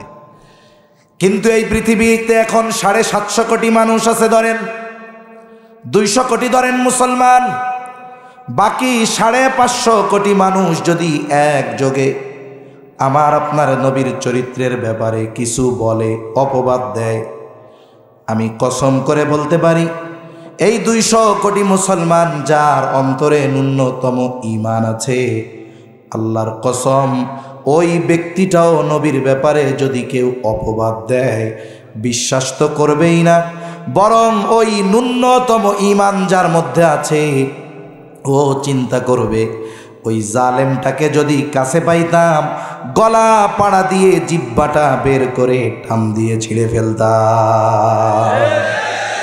নবীর ব্যাপারে অপবাদ দিয়ে নবীর উম্মতের অন্তরে নবীর প্রতি ভালোবাসা ন্যূনতম কমানো যাবে না, বরং কি হবে বলে নবীর প্রতি আরো ভালোবাসা বাড়বে। ওই মানুষগুলোর যদি ময়দানে নামতে হয় যুদ্ধ করতে হয়, দেখা যাবে যে আমার মতো হুজুরের চাইতে এই রকম যুবক দাড়ি নাই, সুন্নাতের উপরে আমল করে না, নবীর মুহাব্বতে জীবন দেওয়া লাগলে সামনের কাতারে ওরা অগ্রসর হয়ে যাবে। ঠিক কিনা বলেন? এ পৃথিবীর মুসলমান অনেক দলে মতে বিভক্ত, কিন্তু নবীর ব্যাপারে তাদের মধ্যে কোনো বিভক্তি নাই। এই জন্য এরা অপবাদ দেয়, মনে করে নবীর মোহাব্বত নবীর উম্মতের অন্তর থেকে কমাতে পারবে। এটা কি সম্ভব? সম্ভব না। এখন নবীর ব্যাপারে কি বিষয় অপবাদ দেয় তারা, একটা দুটো আমাদের জানা দরকার। না জানলে অনেক সময় আইসাই হুট করে বলে বসবে, সেজন্য জানা দরকার আমাদের। এক নাম্বার বলে যে নবী নাকি সম্পদের লোভে খাদিজারে বিয়া করছে, নাউজুবিল্লাহ বলে। এখানে দুই তিনটা বিষয়ের কথা চলে আসবে ইনশাআল্লাহ। অথচ ইতিহাস যদি ঘাটা হয়, দেখা যাবে যে নবীজি খাদিজাকে বিবাহের প্রস্তাবই দেন নাই। বিবাহের প্রস্তাব এসেছে খাদিজার পক্ষ থেকে। কার পক্ষ থেকে? খাদিজার পক্ষ থেকে। খাদিজাতুল কুবরা রাদিয়াল্লাহু তাআলা আনহা নবীজির সাথে বিবাহের আগে ওনার দুই জায়গায় বিবাহ হয়েছে। কয় জায়গায়? দুই জায়গায় স্বামী ইন্তেকাল করেছেন, সন্তান ছিল ওনার। উনি দুই জায়গায় স্বামীর ইন্তেকালের পরে, দুই স্বামীর ইন্তেকালের পরে উনি নিয়ত করছেন আর বিবাহ শাদী করবেন না। স্বামীদের থেকে পাওয়া কিছু সম্পদ, নিজের বাবার থেকে কিছু সম্পদ নিয়ে উনি ব্যবসা শুরু করেছেন। ব্যবসা খাদিজাতুল কুবরা নিজে বাহিরে গিয়ে করতেন না, উনি অন্দরমহলে থাকতেন, ভেতরেই থাকতেন। বিশ্বস্ত মানুষ দ্বারা ওনার ব্যবসা উনি পরিচালনা করতেন। এজন্য অনেকে এই ফতোয়া দিয়া নারীদেরকে রাস্তায় নামায় দিতে চায়, বলে খাদিজাও তো ব্যবসা করেছে। আমরাও বলি খাদিজার মতো করেন, আপনি ঘরে থাকেন, আপনি আপনার বিশ্বস্ত মানুষদের দ্বারা ব্যবসা পরিচালনা করেন। খাদিজাতুল কুবরা রাদিয়াল্লাহু তাআলা আনহা ওনার ব্যবসার ইতিহাসে সবচাইতে বড় কাফেলা পাঠাবেন সিরিয়ায়। ইতিমধ্যে তিনি সারা আরবের নাম করা একজন ব্যবসায়ী হয়ে গেছে। ওনার কেউ না দেখলেও নামে চিনে যে খাদিজা। সাথে সাথে আরবের অনেক মানুষ, অনেক দেশের রাজা বাদশাহ, অনেক সম্ভ্রান্ত ব্যক্তি বিবাহের প্রস্তাব দিয়েছে ওনাকে। উনি সবার প্রস্তাব ফিরিয়ে দিয়েছেন, না বিবাহ করা যাবে না, করব না। এবং ওই জাহেলিয়াতের সময় ওনার চরিত্রে মুগ্ধ হয়ে মক্কার ওই জাহেলরা ওনার উপাধি দিয়েছে তহেরা, পুত পবিত্রা। মনে রাখবেন, একটা নারীর বিবাহের কারণে তার চরিত্র নষ্ট হয়ে যায় না। বিবাহ একটা হালাল বৈধ সম্পর্ক, কথা বোঝা গেছে? এজন্য একজন নারীর বিবাহ হয়েছে, একাধিক বিবাহ হতে পারে, এটা তার চারিত্রিক কুলসতার কারণ হতে পারে না। এজন্য খাদিজার চরিত্রে মুগ্ধ হয়ে কাফেররা উপাধি দিয়েছে যে তহেরা। খাদিজার বয়স তখন 37 বছর। কয় বছর? নবীজির বয়স 22 বছর। খাদিজা তার ব্যবসার ইতিহাসের সবচাইতে বড় কাফেলা পাঠাবে সিরিয়াতে। ওনার ব্যবসা এক্সপোর্ট ইম্পোর্টের ব্যবসা। শুধু এক্সপোর্ট করতেন না, উনি ইম্পোর্টও করতেন। সিরিয়ার বাজারে মক্কার যেই পণ্যগুলোর চাহিদা, ওই পণ্যগুলো নিয়ে সিরিয়ায় যাওয়া হবে, ওখানে বিক্রয় করা হবে।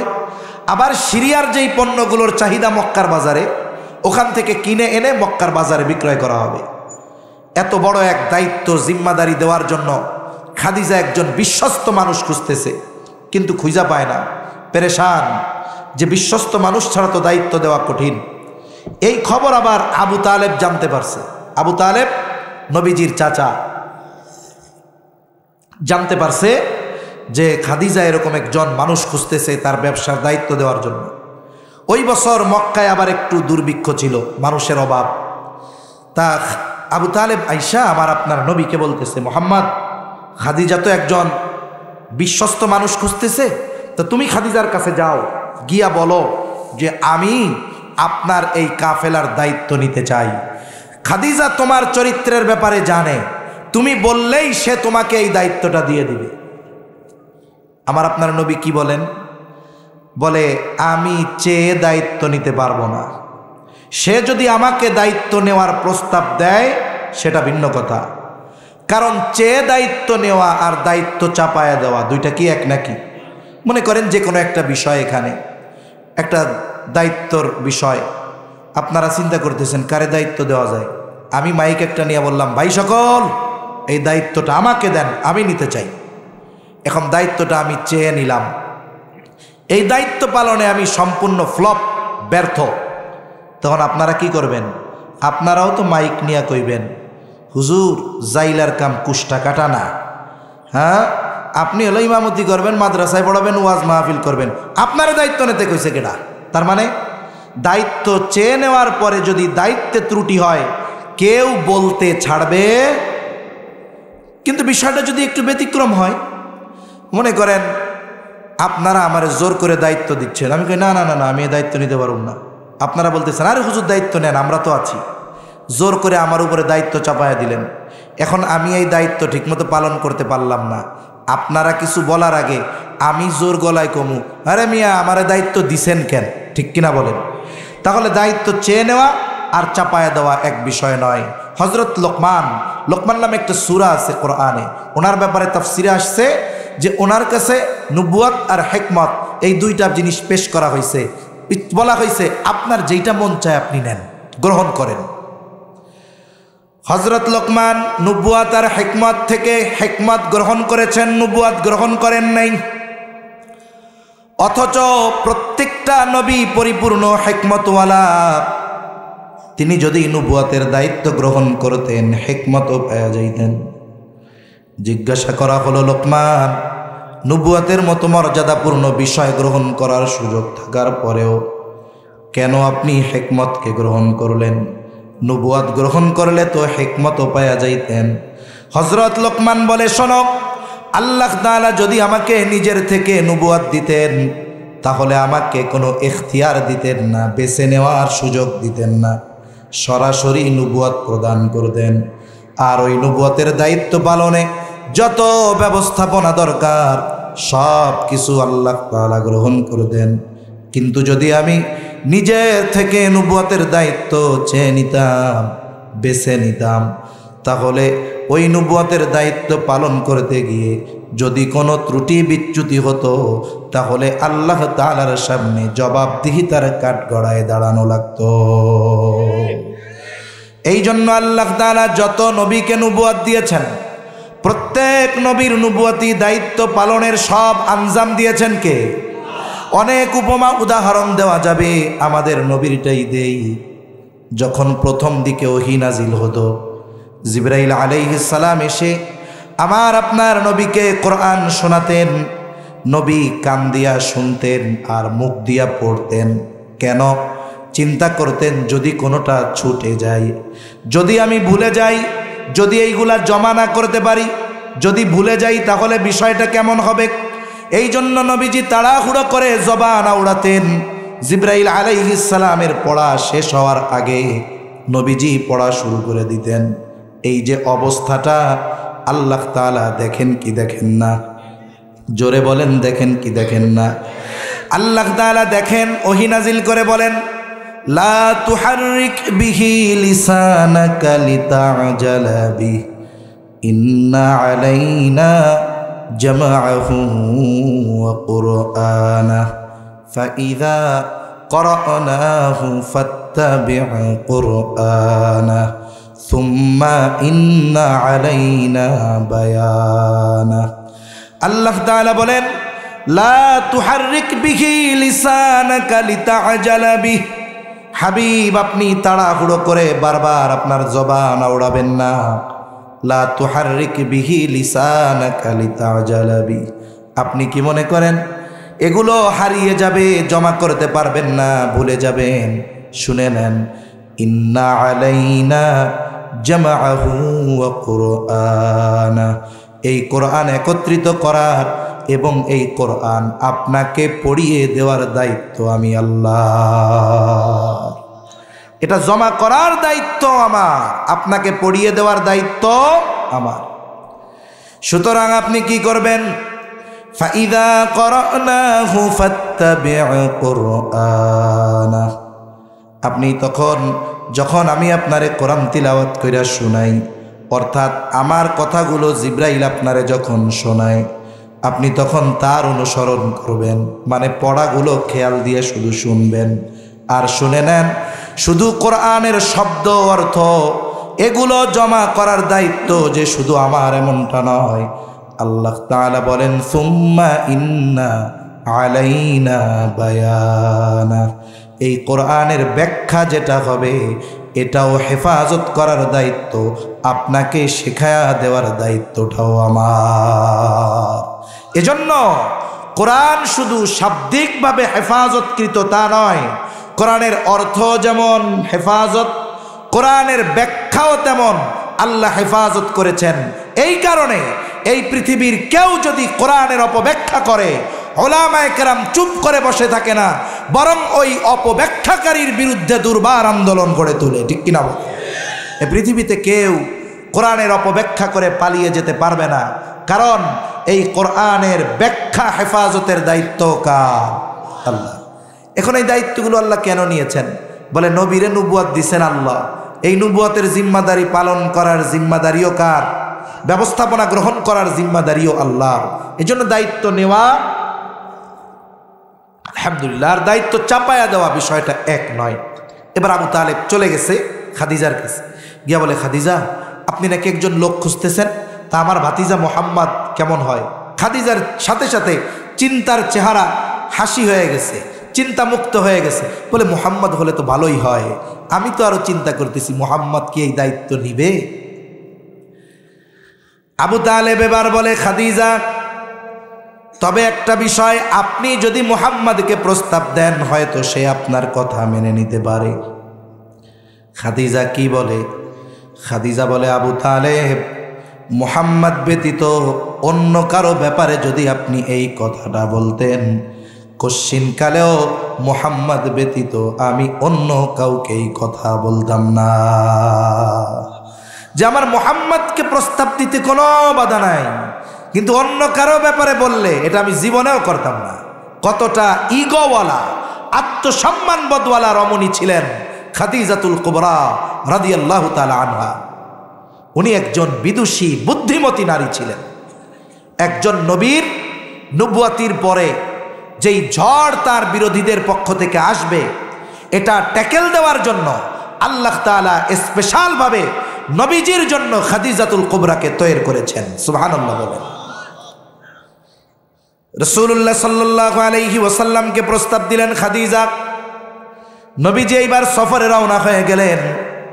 নবীর সাথে খেদমতের জন্য দেওয়া হলো খাদিজার একজন বিশ্বস্ত দাস গোলাম, তার নাম হলো মাইসারা, যাকে বলতো খাদিজা এটা আমার চোখ, এতটা বিশ্বস্ত ছিল। মাইসারাকে বলা হলো তুমি গোটা কাফেলার সবার দিকে খেয়াল রাখবা, বিশেষ করে মুহাম্মাদের প্রতি খেয়াল রাখবা। সফর শুরুও হলো, শেষও হলো। নবীজি মক্কা থেকে যেই পণ্যগুলো সিরিয়ায় নিয়ে গেলেন প্রায় দ্বিগুণ লাভে নবী বিক্রয় করলেন। আবার সিরিয়া থেকে যেই পণ্যগুলো মক্কা এনেছেন এগুলো প্রায় দ্বিগুণ লাভে নবীজি বিক্রয় করলেন। এক সফল ব্যবসায়িক সফর নবীজি শেষ করলেন। এইবার মাইসারার কাছে গোটা সফরের কারগুজারি শুনতে চায় খাদিজা। মাইসারা গোটা সফরের কারগুজারি শুনাইল।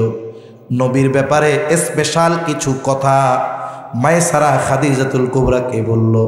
এর মধ্যে একটা হলো, বলে খাদিজা দুপুরবেলা প্রচণ্ড রোদ, আকাশের কোথাও কোনো মেঘ নাই, আমরা পথ চলতেছি মুহাম্মাদের সাথে।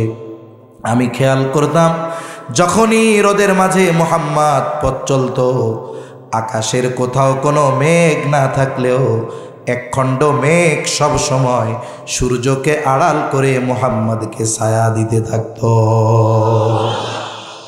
বলে আর একদিন মুহাম্মদ এক জায়গায় গাছের ছায়ায় বিশ্রাম নিচ্ছে। স্বাভাবিকভাবে সূর্য সরে যাওয়ার সাথে সাথে গাছের ছায়াও সরে যাবে, এটাই স্বাভাবিক। কিন্তু আমি খেয়াল করলাম সূর্য সরে গেছে কিন্তু ছায়া সরে না জায়গায়। আমি কাছে গিয়ে খেয়াল করে দেখলাম সূর্য সরে গেছে, তাতে কি গাছটা বাঁকা হয়ে ঝুঁকে মুহাম্মদকে ছায়া দিচ্ছে। আরেকদিন আরেক জায়গায় মুহাম্মদ বিশ্রাম নিচ্ছে। আমার সাথে একজন পাদ্রীর দেখা। মুহাম্মদকে দূর থেকে দেখে পাদ্রী আমাকে তার পরিচয় জানতে চাইল। আমি বিস্তারিত পরিচয় বললাম, নাম বললাম, বংশ বললাম, গোত্র বললাম। তার দৈহিক গঠনও আমার কাছে শুনতে চাইল, সব বললাম। এইবার ওই পাদ্রী বলে, শোনো, এই যুবক হয়তো ভবিষ্যতে নবী হবে। খাদিজাতুল কুবরা যখন কথাটা শুনছে, ওই যে দেখেন, যখন নবী নবুয়াত পেয়েছে, হেরা গুহায় জিবরাইল আলাইহিস সালামের সাথে সাক্ষাৎ, জিবরাইল আলাইহিস সালাম বুকের সাথে চাপ দিছে, নবীজি প্রচণ্ড ভীত, জ্বরাক্রান্ত, কাঁপতে কাঁপতে খাদিজার কাছে আইসা কয়, আমারে একটু কম্বল আবৃত কইরা দাও। এইবার নবীজিকে নিয়া খাদিজাতুল কুবরা তার চাচাতো ভাই ওরাকা বিন নওফেলের কাছে নিয়ে গিয়েছিল। এ তো নবুয়তির পরে, কিন্তু সিরাতের কিতাবের মধ্যে লেখে, যখন মায়েসারা বলছে মুহাম্মদ ভবিষ্যতে নবী হবে, এমনটা ওই পাদ্রী বলেছে, ওই সময় খাদিজা তার চাচাতো ভাই ওরাকা বিন নওফেলের কাছে গেছে, গিয়া বলে, ভাই তুমি তো বড় আলেম, কাছাকাছি সময়ে আরব ভূখণ্ডে কোনো নবী আগমনের সম্ভাবনা আছে কিনা?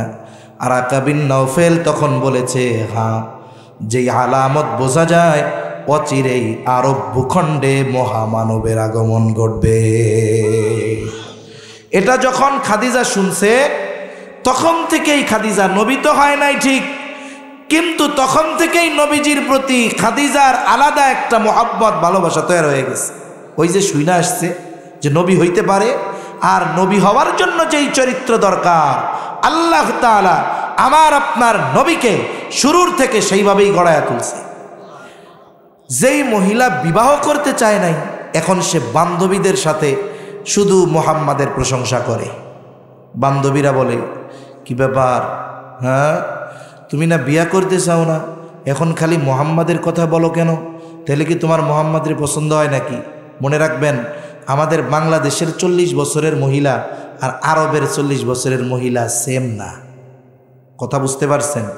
আরে পাকিস্তানের একটা প্রদেশ আছে, ওই দেশের 80 বছরের মহিলা আমাগো দেশের 17 বছরের যুবতীর চাইতে সুন্দর। কথা বুঝতে পারছেন?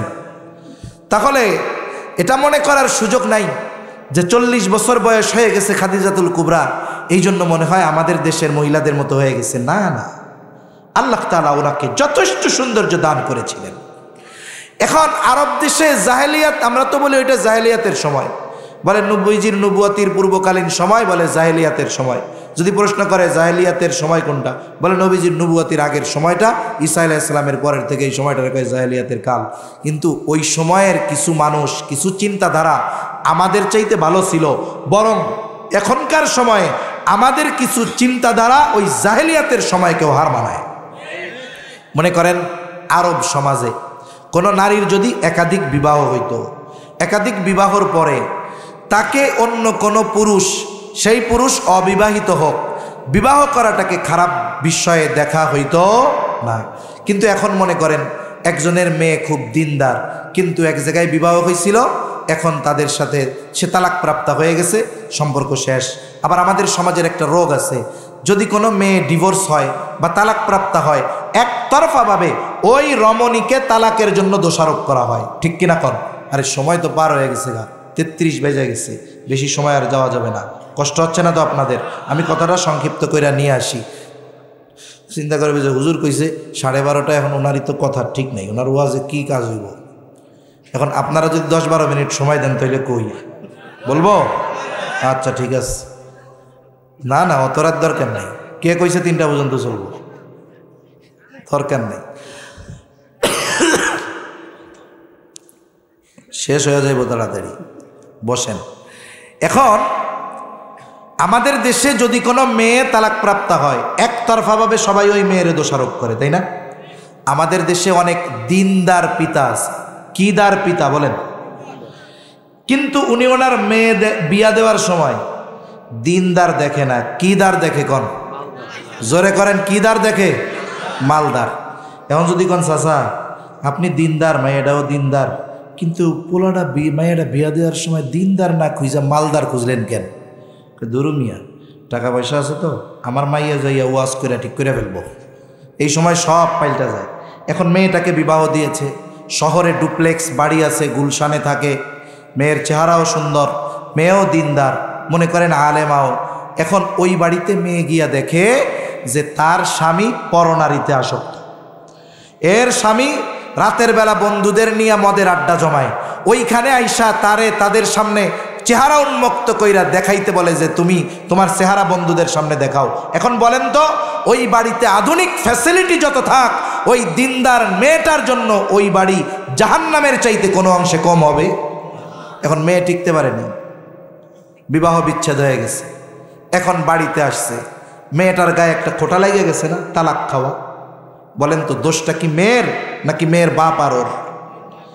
এখন মনে করেন মানুষে বলা বলি করে না যে ভাই রে অমুকের মেয়েটা খুব ভালো দিনদার, আর একজন মুখ তেড়া কইরা কয় অত কইও না, ভালো হইলে কি তালাক খাইতো নাকি?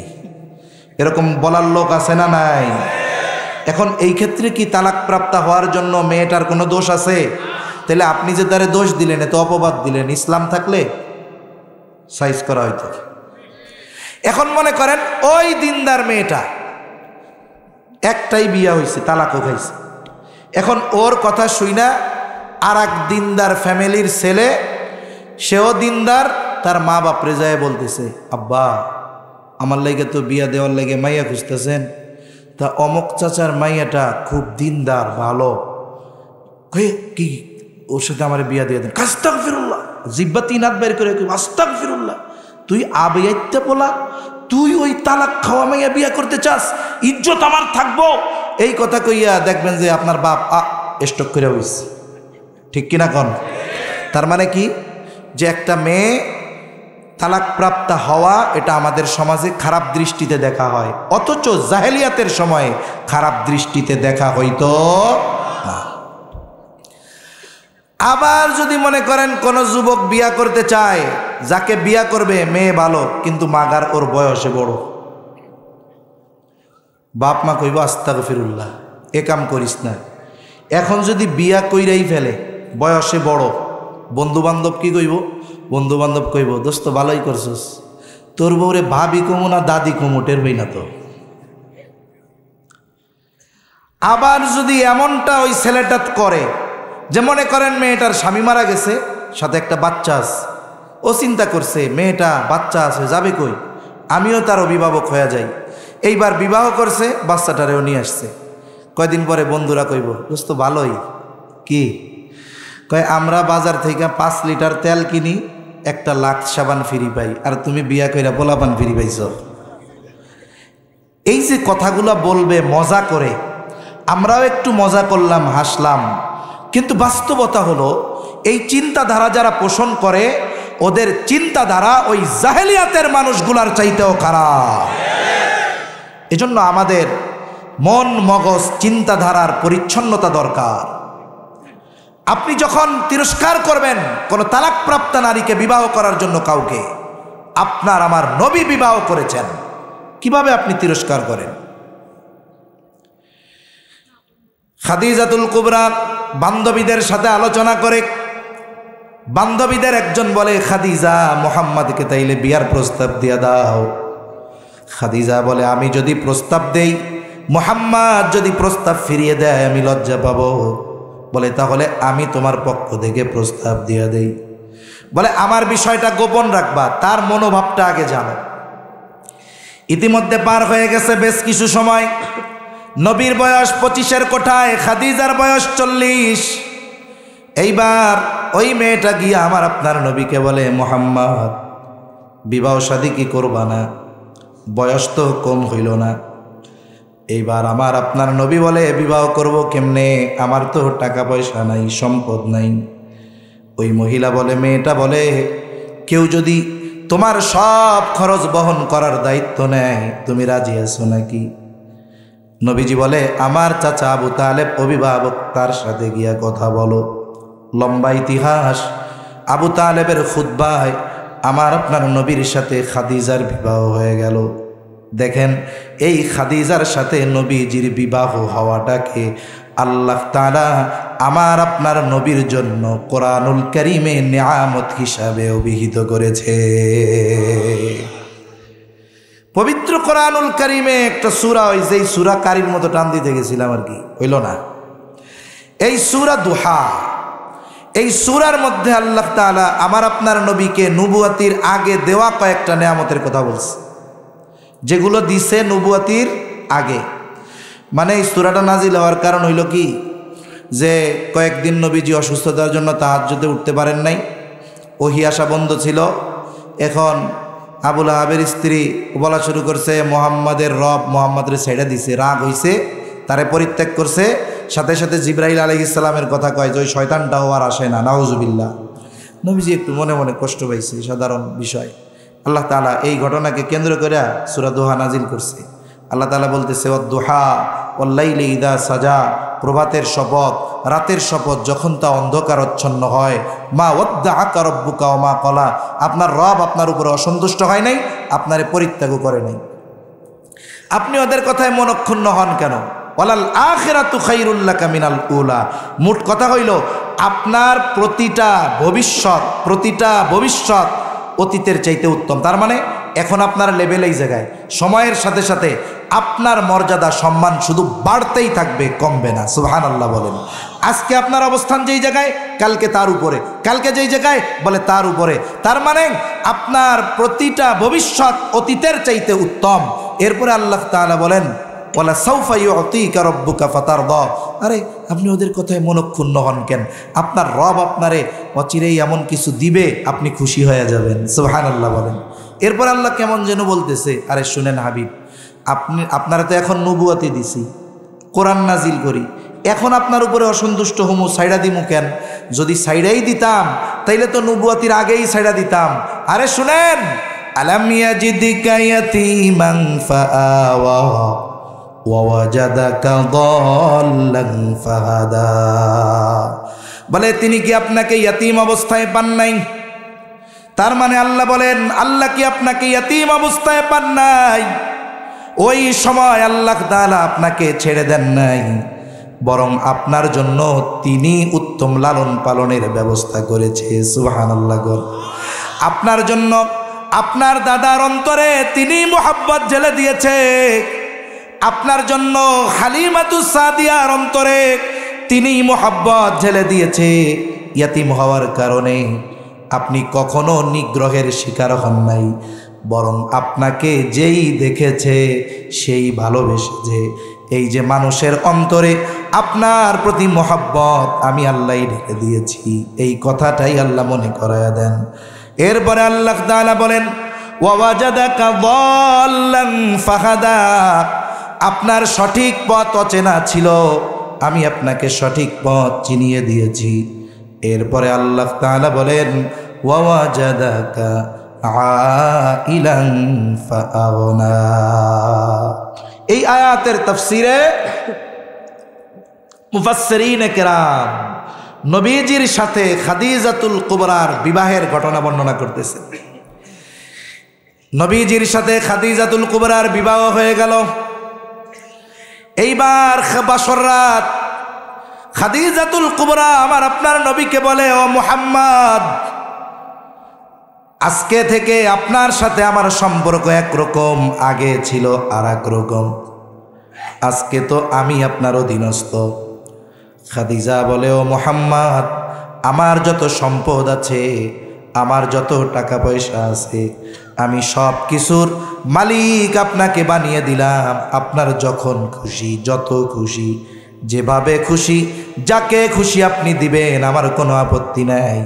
আজকে থেকে আমি যেমন আপনার, আমার সব সম্পদের মালিকও আমি আপনাকে বানায়া দিলাম। আর আল্লাহ তাআলা মনে করায় দেয়, হাবিব ভুলে গেছেন নাকি? ওয়াওয়াজাদাকা আইলান ফাআগনা, আপনি নিঃস্ব ছিলেন, টাকা পয়সা ছিল না, আপনারে আমি আল্লাহ খাদিজার সাথে বিবাহ দেওয়ার মাধ্যমে আমি আল্লাহ আপনারে ধনী বানায়া দিয়েছি। একটু চিন্তা করে দেখেন, বলেন তো, আমার আপনার নবী খাদিজাকে বিয়ের প্রস্তাব দিয়েছে নাকি?